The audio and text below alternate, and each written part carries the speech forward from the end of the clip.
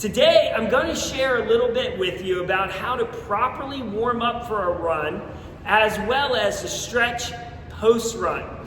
Now, there's a very big difference between what you want to do before and after a run. Before a run, you want to use something called dynamic stretching or dynamic movements. Instead of holding a stretch, with dynamic stretching or dynamic movements, you are moving through a range of motion to warm up the muscles and prepare them for activity. After you complete a run, you can use static stretching. With static stretching, you can hold the stretch and actually get a more traditional deep stretch out of your muscles. So, here I want to show you a quick dynamic warm-up that you can use before your run. So with our kids, we typically start with a backwards lunge, just looking just like this. We'll step back, make sure we go back far enough that our knee is not going in front of our toe, and we're gonna lunge down, get a stretch through our hip flexor, and then we're gonna come up into an extension and really focus on contracting our glute to activate it and prepare it for a proper run. We would typically do 5 of those with our right leg, 5 of those with our left leg. Then from there, we're gonna do a lateral lunge where we're gonna step out to the side and we're gonna sit back, keeping this leg straight, foot on the ground, sit back again, making sure our knee does not go in front of our toe. This is gonna work our adductor and our groin area, and then come back into a knee drive where we're gonna activate our glute again. Again, we do 5 one side, 5 the other. Now notice we're not holding those stretch, we're just going through the motion, going to full extension, and then back up. From there, we'll go Frankensteins. We're just gonna lift our legs straight up. We're gonna try not to throw it, bend over at the waist. We're gonna stand nice and tall and just lift. 1, 2, 3. We would go all the way to 10 with that. After that, we do a little run progression or run technique progression where all on one leg. And again, we're trying to activate that glute. This glute is a really important running muscle. If that glute is not strong or it's not activated, when we land, frequently what will happen is we will collapse.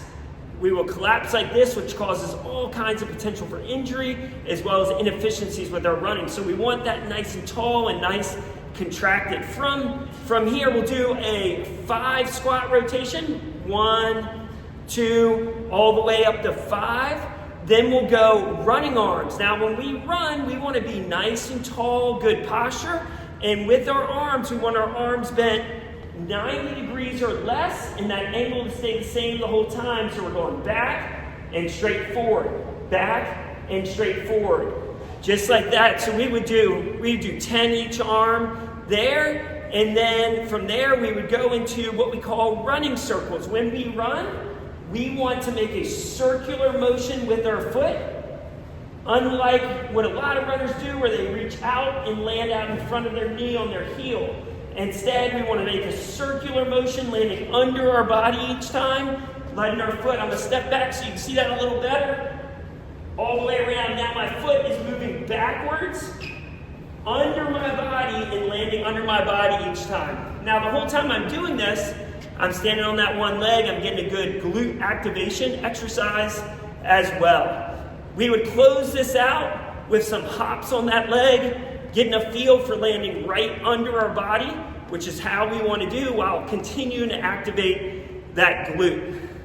This dynamic routine will get you ready.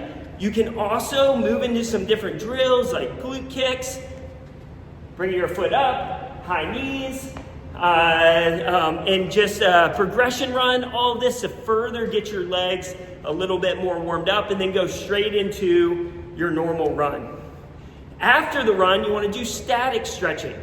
We want to make sure that you spend some time doing a hamstring stretch with your foot out in front, bending down into the stretch, holding it for about 10 to 15 seconds. Now you'll notice after, we are holding. Instead of before, we're doing movements. After, we are holding. We would want to do a quadricep stretch with our hips forward. A lot of people do this bent at the waist. We want that hip forward the whole time. We would want to do a hip flexor stretch, actually like this, from a kneeling position. All right, pushing your hip flexors forward, holding that for about 10 to 15 seconds, both legs. And we can also do a calf stretch where we push our heels to the ground and put our other foot behind and get a good stretch through our calf. Again, holding for about 10 to 15 seconds each leg. Hopefully this will get your run started off great, as well as a good stretch afterwards. Hope this helps you and that you find a lot of benefit in it. Thank you so much.